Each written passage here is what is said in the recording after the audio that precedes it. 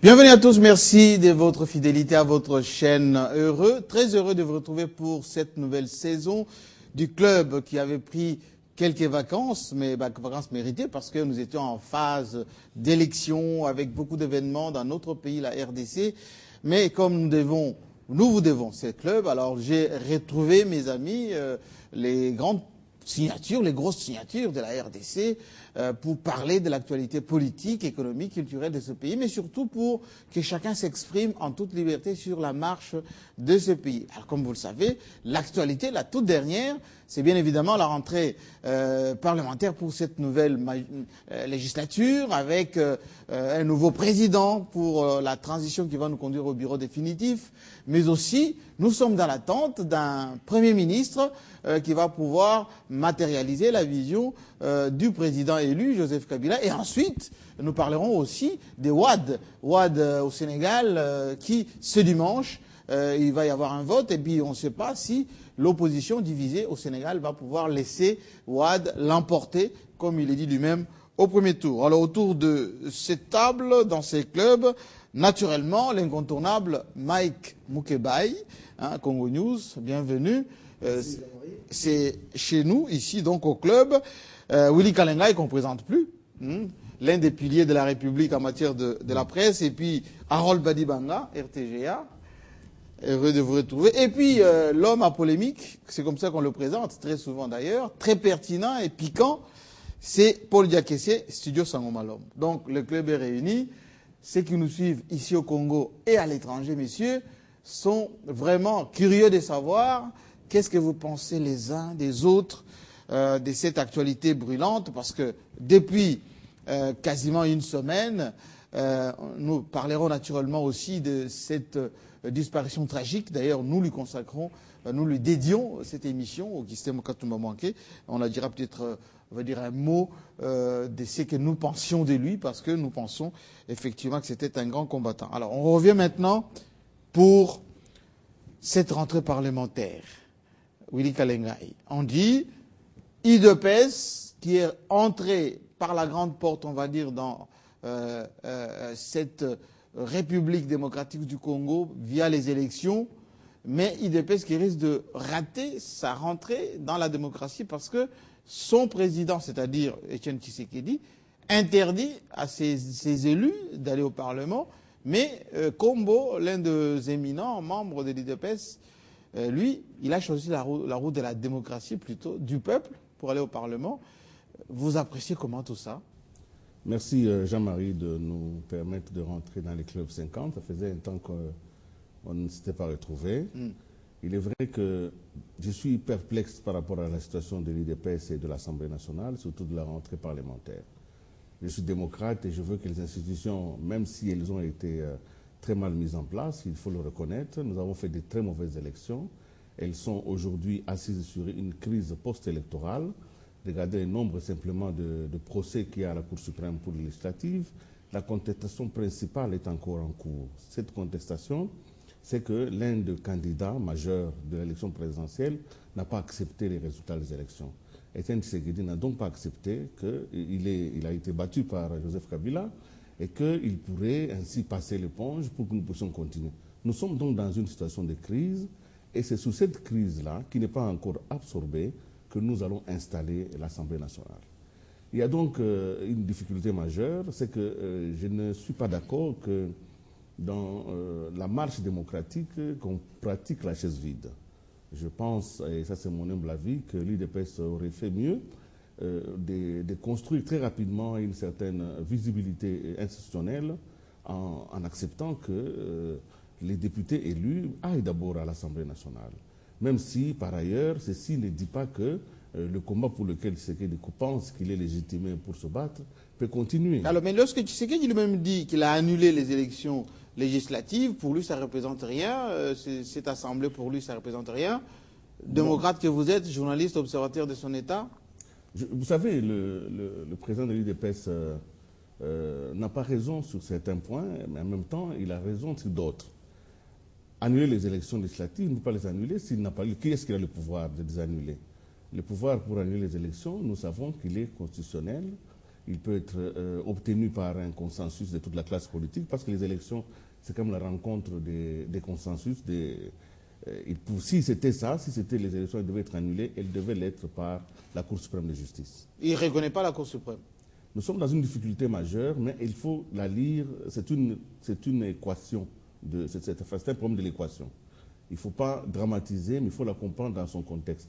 Dans le contexte du président de l'UDPS, les élections n'ont pas eu lieu parce qu'elles se sont passées de manière très peu crédible. Mais alors comment lui-même il est élu alors président de la République? On va faire tourner la parole, vous allez revenir. Je termine seulement en disant qu'il faut simplement comprendre que nous sommes dans une situation où nous avons une crise politique, nous sommes en train de vouloir créer une crise institutionnelle et nous finirons par créer une crise administrative. Donc il faudrait qu'on tienne compte de ces schémas-là si nous voulons s'en sortir.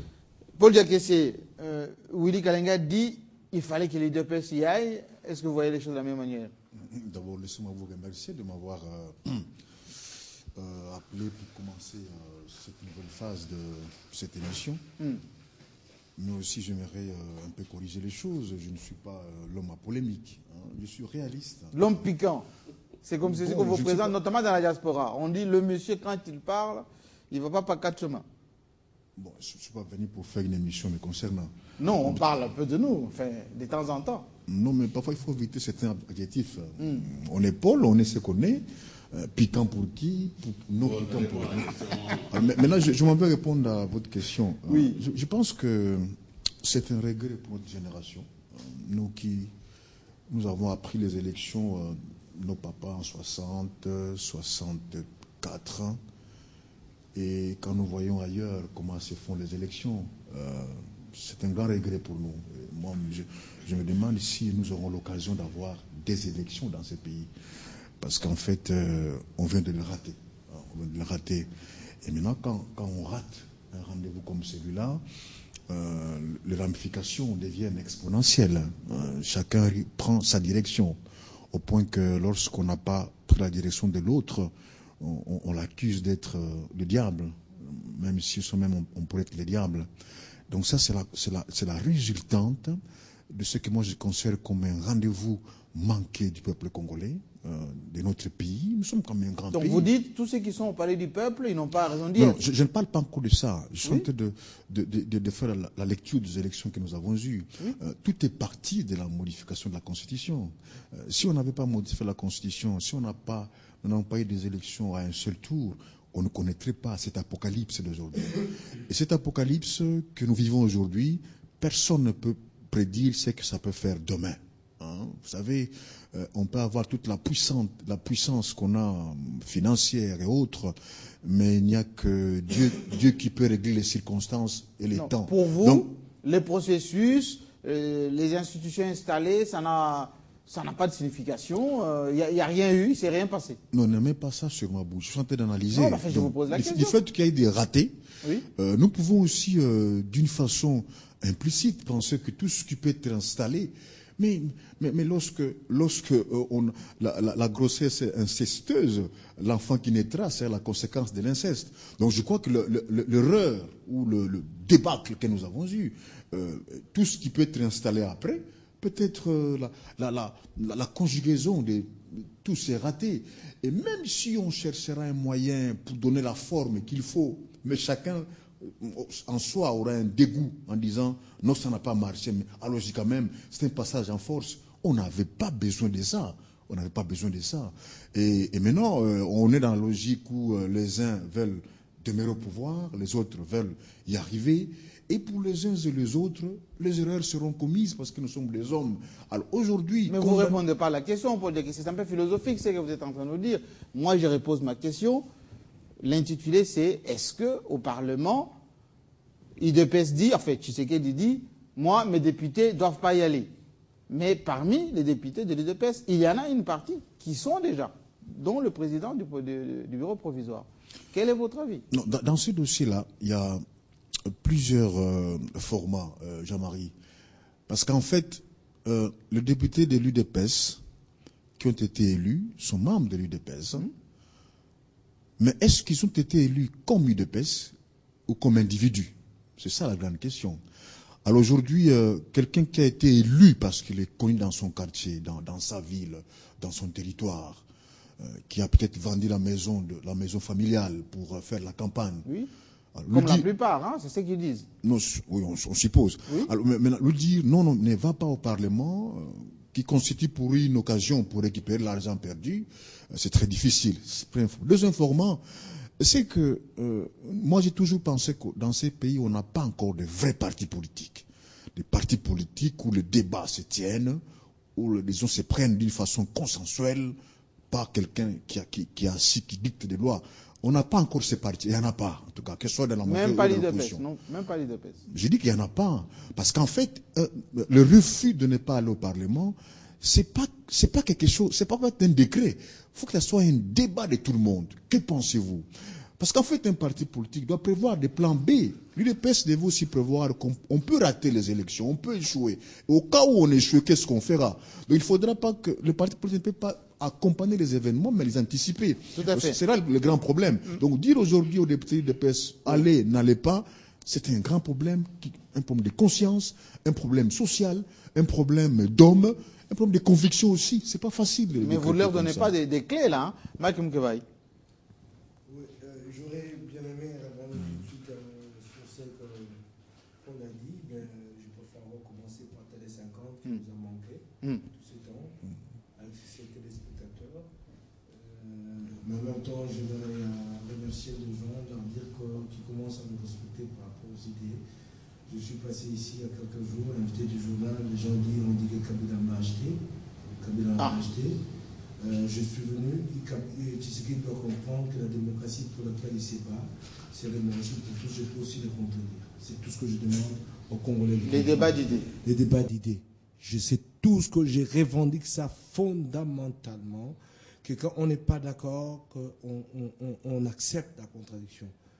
Et plutôt que d'accuser les uns les autres, c'est moi qui vous ai appelé pour vous demander cet espace que vous m'avez accordé, parce volontiers, que vous croyez aux idées, mais c'est dommage, il y a des interprétations qu'il y a eu, j'ai eu très mal, mais en même temps pas très mal. Je crois à mon pays, je continue à me battre. Alors, je vais avancer. Il dit qu'il fallait un débat d'idées au sein de l'UDPS, il fallait qu'il prévoie.